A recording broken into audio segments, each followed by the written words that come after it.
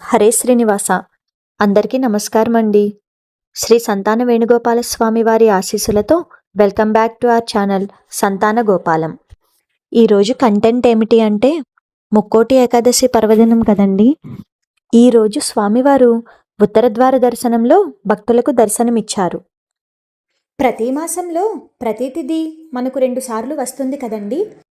చంద్రుని యొక్క కళలు వృద్ధి చెందేటువంటి రోజులను శుక్లపక్షంగాను, అలాగే చంద్రుని యొక్క కళలు తగ్గే రోజులను కృష్ణపక్షంగాను పిలుస్తారు. శుక్లపక్షంలో వచ్చే ఏకాదశి వైకుంఠ ఏకాదశి. దీనినే మనం ముక్కోటి ఏకాదశిగా కూడా పిలుస్తాము. అందుకే అన్ని తిథులలో కన్నా ఏకాదశి తిథికి మాత్రం ప్రత్యేకమైన విశిష్టత ఉంటుంది. ఎందుకు అంటే ఏకాదశి తిథి శ్రీ మహావిష్ణువుకి ఎంతో ప్రీతికరమైనది కదా. సో ఈ ఏకాదశి రోజున ఏ పని ప్రారంభించినా మంచి విజయం సాధిస్తాము అని మన నమ్మకం కదండి. అందులోనూ ముక్కోటి ఏకాదశి లేదా వైకుంఠ ఏకాదశి ఈ తిథికి మరింత ప్రాధాన్యత విశిష్టత ఉంటుంది.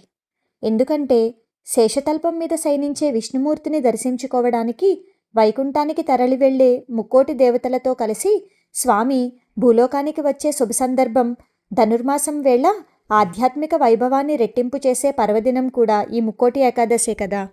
శ్రీ మహావిష్ణువు దర్శనం కోసం ఆ ముక్కోటి దేవతలు వేచి చూసే పవిత్రమైన రోజు కూడా ఇదే.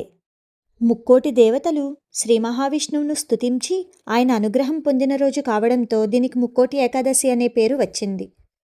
సాధారణంగా ఏకాదశి పర్వదినాన్ని చాంద్రమానం ఆధారంగా జరుపుకుంటాం కదా. కానీ ముక్కోటి లేదా వైకుంఠ ఏకాదశిని మాత్రం సౌరమానం ఆధారంగా జరుపుకోవడమే విశేషం.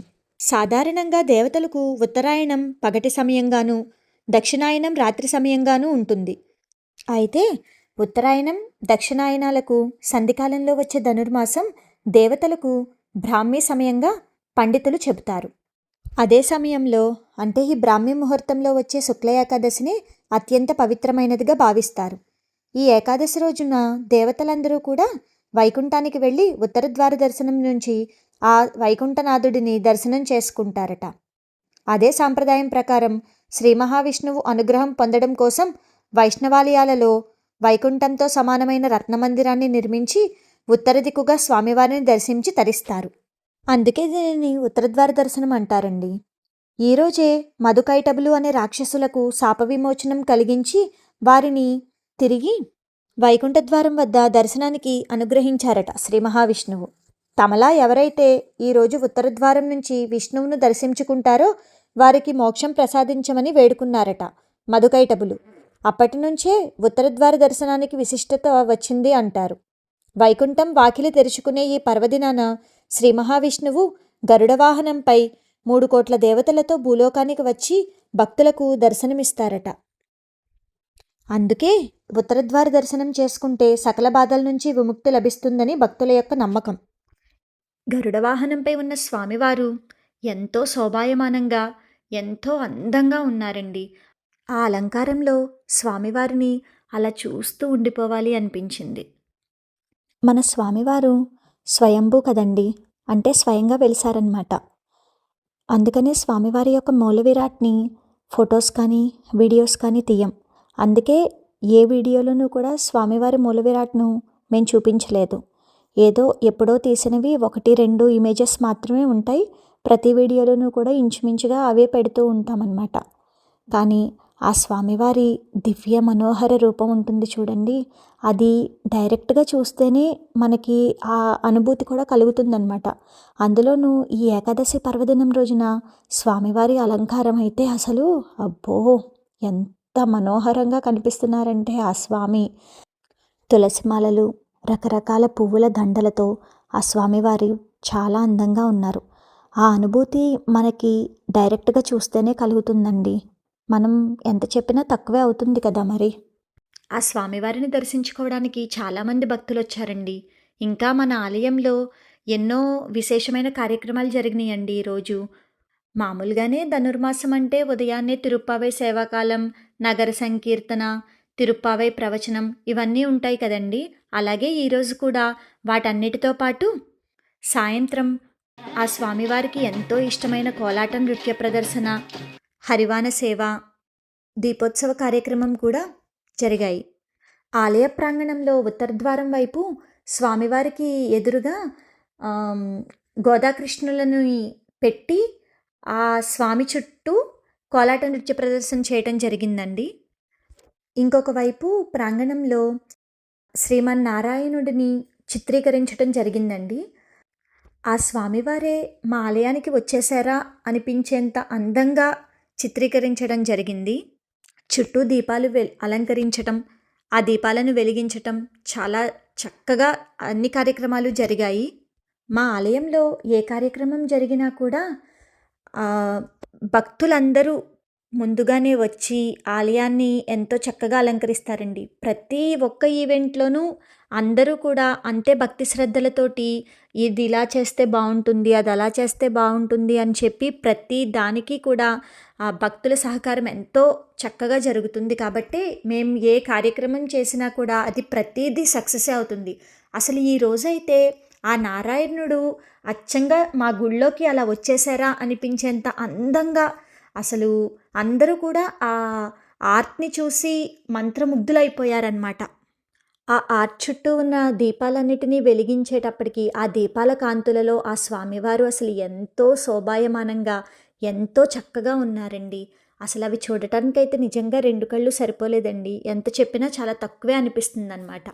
అసలా ఆ ఆర్ట్‌ని అలా తీసుకురావడానికి పాపం వాళ్ళంతా చాలా కష్టపడ్డారండి. ఆ ఆర్ట్‌ని గీశారు, దానికి రంగులు వేయటం, ఆ ఆర్ట్ చుట్టూ దీపాలు అలంకరించటం ఇవన్నీ మామూలు విషయం కాదు కదండీ! ఎంత కష్టపడితే అంత బాగా జరిగింది. కోలాట నృత్య ప్రదర్శన అది కూడా చాలా చక్కగా జరిగిందండి ఆలయంలో. ఉత్తర ద్వారం దగ్గర ఆ స్వామివారి ముందు అలా నాట్యం ఆడుతుంటుంటే ఆ స్వామివారు కూడా అలా నవ్వుతూ ఆ కార్యక్రమాన్ని చూస్తున్నారా అన్నట్టుగా అనిపించింది. అసలు పూల అలంకరణలో స్వామివారైతే ఎంతో చక్కగా ఉన్నారండి. ఎందుకంటే స్వామివారికి ఆబ్వియస్‌గా పువ్వులు అంటే చాలా ఇష్టం. ఎన్ని పువ్వులతో ఆయనకి అలంకారం చేసినా కూడా అది తక్కువే అవుతుంది. ఎందుకంటే ఆ స్వామికి తులసిమాల కానివ్వండి, సువాసనాభరితమైన పుష్పాలు కానివ్వండి, ఆయనకి అవే కదండి కావాలి. ఇంకేం కావాలి చెప్పండి ఆయనకి. అందుకే అంటారు స్వామివారిని అలంకార ప్రియుడు అని. నేను చెప్పడం కాదండి, ఎంత చెప్పినా ఇంకా ఇంకా ఇంకా చెప్పాలి అని అనిపిస్తుంది. నా మాటల్లో కాదు, మా ఆలయంలో జరిగే కార్యక్రమాలను మీరు కూడా చూసి తరించండి. మరి ఇంకెందుకు ఆలస్యం? ఉత్తర ద్వార దర్శనంలో ఉభయ దేవేరులతో శ్రీ సంతాన వేణుగోపాల స్వామి వారిని దర్శించుకొని దీపోత్సవ కార్యక్రమమును, కోలాట నృత్య ప్రదర్శనను కూడా వీక్షించండి. మా ఆలయంలో జరిగే అన్ని కార్యక్రమములను వీక్షించడానికి మా ఆలయ ఛానల్ను సబ్స్క్రైబ్ చేసుకోండి.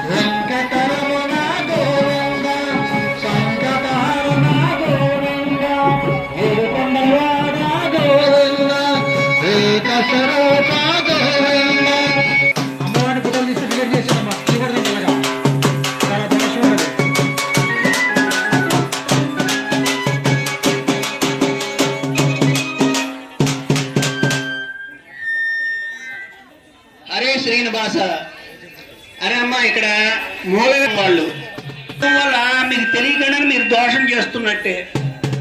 కాబట్టి ఎవరైతే తీసారో వాళ్ళు డిలీట్ చేసేయండి.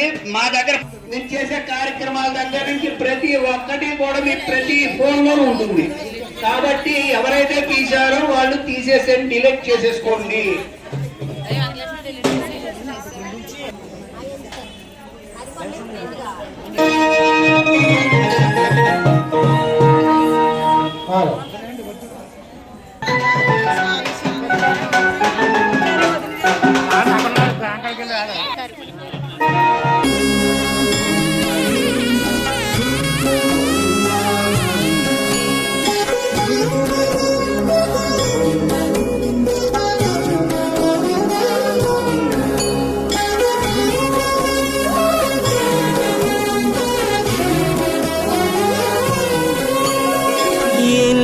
జన్మల పుణ్యమో నీకిన్ని సేవలు చేయగా, ఎన్ని జన్మల పుణ్యమో నీకిన్ని సేవలు చేయగా, ఎన్ని జన్మల పుణ్యమో నీకిన్ని సేవలు చేయగా, ఏడు కుండల దేవరా ఈ భాగ్యమంతా మాదిరా, ఏడు కొండల దేవరా ఈ భాగ్యమంతా మాదిరా, ఎన్ని జన్మల పుణ్యమో నీకిన్ని సేవలు చేయగా.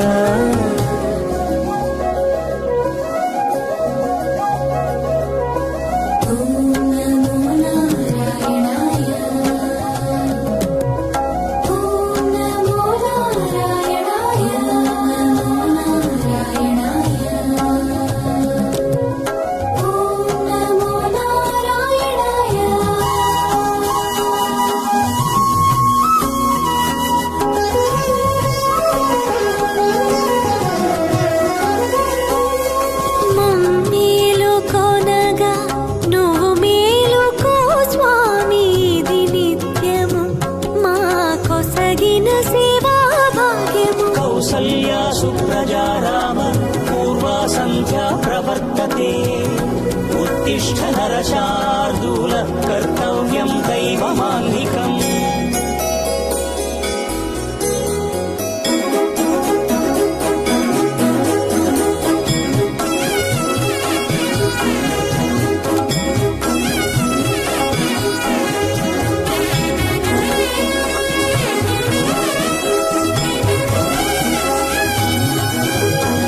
పూలన్నీ మురిసి విరిసే నీమాలగ తరించగతో మాల సేవతో పులకించగా,